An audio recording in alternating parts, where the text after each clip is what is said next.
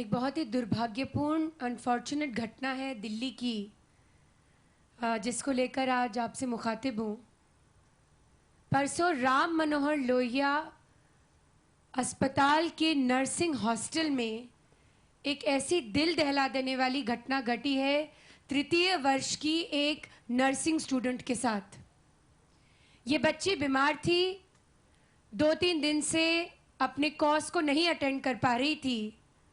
परसों दोपहर में जब ये अपनी वाइस प्रिंसिपल निर्मला सिंह के पास अपनी रीजॉइनिंग रिपोर्ट देने के लिए आई तो इसके कपड़े फाड़े गए और इसे नंगा करके पूरे हॉस्टल में घुमाने की धमकी दी वाइस प्रिंसिपल ने।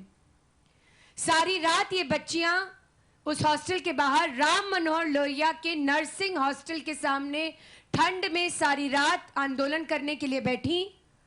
कल सुबह मुझे इसकी सूचना मिली।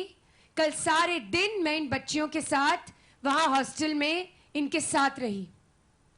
एक भानुमति का पिटारा इस हॉस्टल के बारे में खुला है। ये एक इकलौती घटना नहीं है जो इस नर्सिंग कॉलेज की लड़कियों के साथ घटी है।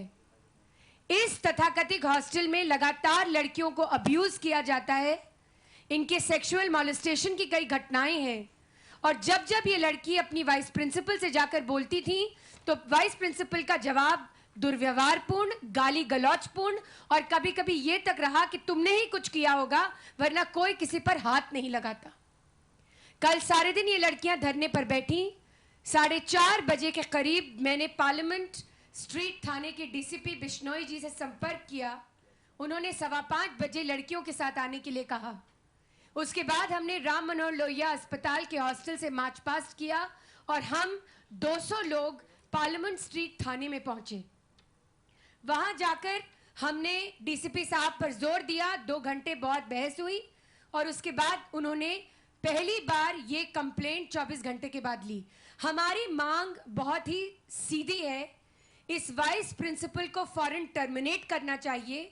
वहां की सुपरिटेंडेंट और स्टाफनर जो स्टाफ है उसको भी फौरन टर्मिनेट करना चाहिए। इसकी जांच होनी चाहिए और उस जांच में जो स्टूडेंट्स पीड़ित हैं उनका भी प्रतिनिधित्व होनी चाहिए। कल शाम को इस पूरी घटना के मीडिया के मित्रों ने इसके ऊपर जागरूक किया जब लोगों को, तो एमएस ने एक वक्तव्य दिया कि हम मंगलवार तक इंतजार करेंगे और जांच करेंगे। ये लड़कियां अभी भी पीड़ित हैं। आज सुबह भी हॉस्टल के बाहर बैठी थी, कल भी ये सत्याग्रह करेंगी। इस हॉस्टल से एक और बात पूरी तरह से जागृत होती है कि दिल्ली जो देश की राजधानी है उसके विमेंस हॉस्टल की कितनी दुर्दैवपूर्ण और दुर्भाग्यपूर्ण स्थिति है। और महिला सुरक्षा के मामले में जहां पर 4 गार्ड बाहर खड़े हों वहीं के अंदर के रक्षक उनके भक्षक बने हैं। और गुलाम नबी आजाद जी ने 6 बजे एक मैसेज भेजा, मुझसे आकर मिलो। यानी ये 200 पीड़ित लड़कियां खुद अपना यातायात की व्यवस्था करें और स्वास्थ्य मंत्री से जाकर मिलें। इससे ज्यादा दुर्भाग्यपूर्ण क्या हो सकता है। मैं गुलाम नबी साहब से तो मिलूंगी। मैंने दिल्ली कमीशन फॉर विमेन से आज सुबह संपर्क किया और कल नेशनल कमीशन फॉर विमेन के पास इसकी पूरी शिकायत जाएगी। पुलिस क्या रुख अपनाती है ये कल तक उजागर होगा। बहुत बहुत धन्यवाद।